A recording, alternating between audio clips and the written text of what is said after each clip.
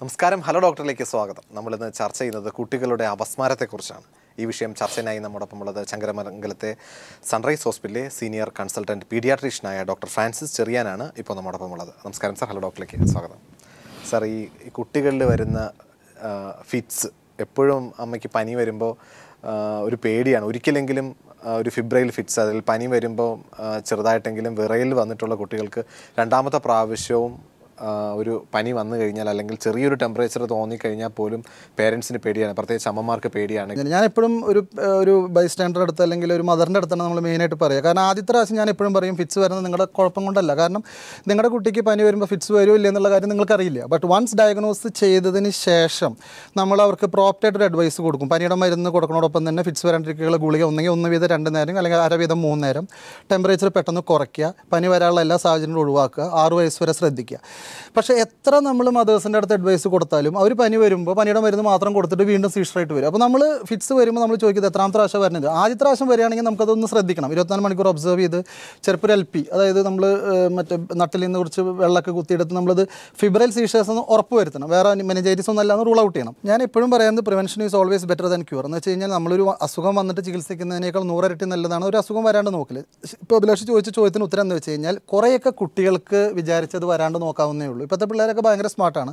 ഞാൻ പറയാറുള്ള കുറച്ച് കാര്യങ്ങൾ എന്ന് വെച്ച് കഴിഞ്ഞാൽ ട്രാവലിംഗ് തീരെ ഒഴിവാക്കുക, ഫംഗ്ഷൻസ് ഒഴിവാക്കുക, ജനക്കൂട്ടം ഒഴിവാക്കുക, തണുത്ത സാധനങ്ങൾ അവോയ്ഡ് ചെയ്യുക, എല്ലാ ദിവസവും വൃത്തിയായിട്ട് 2 നേരം വെച്ച് കുളിപ്പിക്കുക, എണ്ണ തേക്കാണ്ടിരിക്കുക, ഫാനൊക്കെ സ്പീഡ് കുറച്ചിടുക, അസുഖമുള്ളവരുടെ അടുത്ത് പ്രത്യേകിച്ച് ഇപ്പോൾ ചോദിച്ച പോലെ സ്കൂളിലൊക്കെ അസുഖമുള്ള പനി ചുമയുള്ളവരുടെ അടുത്ത് പോയിരിക്കാണ്ടിരിക്കുക. സാർ നേരത്തെ പറഞ്ഞു കുട്ടികളുടെ മരുന്ന് കൊടുക്കുന്നതിൻ്റെ ആവശ്യകതയെക്കുറിച്ച് പറഞ്ഞു, 2 തരം ഫിറ്റ്സ് വരുന്നതിനെക്കുറിച്ച് പറഞ്ഞു. അപ്പോൾ ഈ ഫിറ്റ്സ് വന്നു കഴിഞ്ഞാൽ സാധാരണഗതിയിൽ ഒരു ക്ലാസിക്കൽ ഫിറ്റ്സ് ആയിരിക്കും എപ്പോഴും ഒരാൾക്ക് ഒരാളത്തിലൊരു ജന്നി വന്നു കഴിഞ്ഞാൽ എങ്ങനെ ഇരിക്കും, ശരീരം മൊത്തം വിറയലും നാക്ക് കടിക്കുക, അല്ലാന്നുണ്ടെങ്കിൽ വായിൽ നിന്ന് നൊരയും പതയും വരിക, ഇത്തരത്തിലുള്ള ക്ലാസിക്കൽ സിംറ്റംസ് ആയിരിക്കും ഏതൊരു ഫിറ്റ്സിനെയും പറ്റിയും നമ്മൾ ചിന്തിക്കുക. ഇതല്ലാതെ തന്നെ ഫിറ്റ്സ് വരാമോ? ശരിക്കും പറഞ്ഞാൽ ഒരുപാട് എക്സ്പീരിയൻസ് ഉണ്ടെങ്കിൽ മാത്രമേ നമുക്കതൊരു ഫിറ്റ്സ് ആണോ അല്ലേ എന്നുള്ളത് അറിയാൻ പറ്റുള്ളൂ. സത്യം പറഞ്ഞാൽ ഇപ്പോൾ അഭിലാഷ് ചോദിച്ച പോലെ സീഷർ ടൈപ്പ് സാധനങ്ങൾ നമുക്ക് വരാൻ വേണമെങ്കിൽ ഞാൻ പറഞ്ഞു ഫിറ്റ്സ് കൺവൽഷൻ വരാനുള്ള മെയിൻ കാരണം എന്ന് വെച്ച് കഴിഞ്ഞാൽ ഈ അബ്നോർമൽ ഇലക്ട്രിക് ഡിസ്ചാർജസ്, നമ്മുടെ തലയിലൊക്കെ ഇലക്ട്രിക്കൽ ആക്ടിവിറ്റി നടക്കുന്നുണ്ട്. ഇത് അബ്നോർമലായിട്ട് വരുമ്പോഴാണ് ഫിറ്റ്സ് വരുന്നത്. അതിന് പല കാരണങ്ങളുണ്ട്. അതിലൊരു കാരണമാണ് ഇപ്പോൾ ഈ ടെമ്പറേച്ചർ. അപ്പോൾ ടെമ്പറേച്ചർ റേസ് ചെയ്ത് ഇപ്പോൾ 102 103 എത്തിക്കഴിഞ്ഞാൽ ഞാൻ എപ്പോഴും ബൈസ്റ്റാൻഡേഴ്സിൻ്റെ അടുത്ത് മദേഴ്സിൻ്റെ അടുത്ത് പറയും, നമ്മളൊരു മരുന്ന് കൊടുക്കുന്നതിനേക്കാളും ഒരു IV ആയിട്ട് ഇഞ്ചക്ഷൻ കൊടുക്കുന്നതിനേക്കാളും ഒരു സപ്പോസിറ്ററി വെക്കുന്നതിനേക്കാളും ഒരു മരുന്ന് എന്തിനേക്കാളും ഇമ്പോർട്ടൻ്റ് ആണ് തുണി മുക്കി നന്നായി എത്രത്തോളം തണുത്ത വെള്ളത്തിൽ നമുക്ക് ചെയ്യാൻ പറ്റുമോ അത്രത്തോളം തണുത്ത വെള്ളത്തിൽ ചെയ്യുക. ഞാൻ പറയുകയാണെങ്കിൽ ഐസിട്ട വെള്ളത്തിൽ ചെയ്യുക. കാരണം നമ്മുടെ ഉദ്ദേശം എന്ന് വെച്ചാൽ ടെമ്പറേച്ചർ എത്രയും പെട്ടെന്ന് 99 അല്ലെങ്കിൽ 98 നോർമൽസിലോട്ട് വരുത്തുക. അപ്പം തന്നെ ഫിറ്റ്സിൻ്റെ ആക്ടിവിറ്റി തന്നെ കുറയും. നമ്മളൊരു ഡയസപ്പം എന്തായാലും IV കൊടുക്കുമ്പോൾ ഒരു റെസ്പിറേറ്ററി ഡിപ്രഷൻ എന്ന് പറഞ്ഞൊരു ഒരു കോംപ്ലിക്കേഷൻ ഉണ്ട്, അത് മുന്നിൽ കാണണം. പക്ഷേ ഫിറ്റ്സ് കൺട്രോൾ ചെയ്യാൻ പറ്റില്ലെങ്കിൽ നമുക്ക് വേറൊരു വഴിയില്ല. അപ്പം ഞാൻ എപ്പോഴും പറയാം, നല്ലൊരു പനിയുണ്ട്, അപസ്മാരമൊക്കെ കാണുന്നുണ്ട്, നിങ്ങൾക്ക് ഡൊമിസിലറി ആയിട്ട് വീട്ടിൽ തന്നെ ട്രീറ്റ്മെൻറ്റ് ചെയ്യേണ്ട ഭാഗമാണ് തുണി മുക്കി നന്നായി തുടയ്ക്കുക. അതിലൊരു കുട്ടിയുടെ സമ്മതം ചോദിക്കേണ്ട ആവശ്യമേ ഇല്ല, കുറച്ച് ബലം പ്രയോഗിച്ചാലും തെറ്റില്ല. കുട്ടികളുടെ അപസ്മാരത്തെക്കുറിച്ച് പറയുമ്പോൾ ഈ ഫിബ്രൈൽ ഫിറ്റ്സ് പോലെ പേരൻസ് ഐഡൻറ്റിഫൈ ചെയ്യുന്ന ചില കേസുകളെങ്കിലും ഈ മെനിഞ്ചൈറ്റിസോ അല്ലാന്നുണ്ടെങ്കിൽ മറ്റേതെങ്കിലും അസുഖമായിട്ട് മാറാറുണ്ട്. അപ്പോൾ ഇത്തരം കേസുകൾ നമ്മൾ എങ്ങനെയാണ് ഹാൻഡിൽ ചെയ്യുന്നത്? ഇത്തരം ഫിബ്രൈൽ ഫിറ്റ്സ് പോലെ നമുക്ക് വീട്ടിൽ മരുന്ന് കൊടുത്ത് വിടാൻ അല്ലെങ്കിൽ മരുന്ന് കൊടുത്ത് ഒരു എമർജൻസി സിറ്റുവേഷനിൽ മരുന്ന് കൊടുത്ത് വിടേണ്ടി വരുന്ന തരം സാഹചര്യങ്ങളാണ് ഉണ്ടാകാറ്.